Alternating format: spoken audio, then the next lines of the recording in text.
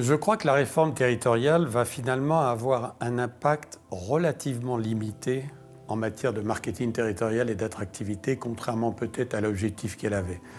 Elle va avoir un impact positif sur la construction de l'offre, probablement parce qu'elle va faciliter des rapprochements dans les clusters, par exemple, dans des pôles d'initiative. D'ailleurs, les dernières évolutions de l'attractivité du marketing territorial, je veux dire des pratiques actuelles, montrent qu'il y a plusieurs choses qui intéressent, je crois, l'Alsace par rapport à ce qu'elle a fait autour de la marque Alsace il y a plus de 2 ans maintenant.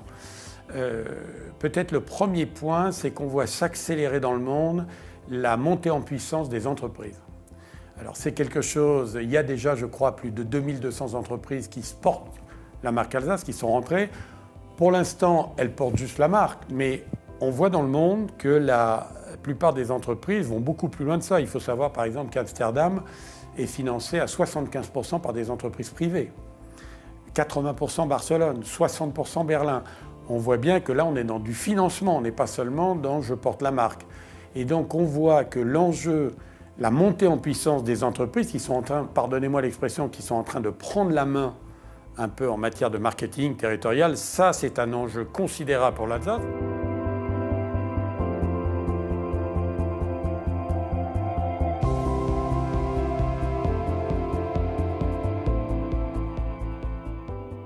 L'autre phénomène intéressant dans les nouvelles pratiques du marketing territorial qui intéresse l'Alsace, je crois que c'est l'évolution des clusters et en général des politiques d'excellence. Je vais prendre l'exemple de Lyon. Lyon a créé un écosystème d'excellence absolument remarquable. Il y a la Fête de la Lumière. De la Fête de la Lumière, on a lancé le cluster Lumière avec l'école, puis l'Association internationale des villes de lumière, lancée par la ville de Lyon et présidée par elle, puis un salon de la lumière qui s'appelle Lumiville, et puis enfin de l'ingénierie. Aujourd'hui, Dubaï vient de faire la Fête de la Lumière, le tout financé par Dubaï, avec des royalties qui sont remontées vers la ville. C'est des nouveaux écosystèmes d'excellence qui peuvent inspirer l'Alsace. On ne voit pas pourquoi on ne montrerait pas un écosystème autour de Noël. Avec des clusters, avec des salons internationaux, qui ne sont pas d'ailleurs forcément lieu qu'au moment de Noël, où il y a déjà beaucoup de monde. Mais voilà, on peut imaginer dans des tas de domaines en Alsace peut-être s'inspirer de ça. Voilà, et le dernier, pour moi, peut-être le dernier phénomène qui vraiment interpelle l'Alsace aujourd'hui, c'est la puissance aujourd'hui des ambassadeurs dans les stratégies d'attractivité. L'Alsace, dans ce domaine, a des potentiels énormes. D'abord, il y a déjà beaucoup d'ambassadeurs. Je crois qu'il y en a plus de 2600 ambassadeurs Alsace. Mais on voit que Lyon, lui, il en a 16 000. C'est quand même pas le même chiffre.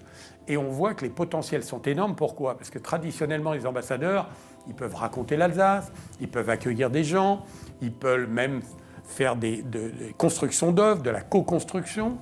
On imagine la puissance de l'Alsace. Je crois savoir que le président de l'université me disait qu'il y a 300 000 personnes vivantes dans le monde qui sont passées à l'université. On imagine la puissance d'information que ça peut représenter pour organiser un congrès en Alsace, pour investir en Alsace ou pour faire comme a fait de Gathering, qui utilise aussi pour organiser des événements. 3000 événements ont été organisés grâce aux ambassadeurs irlandais dans le monde, en Irlande.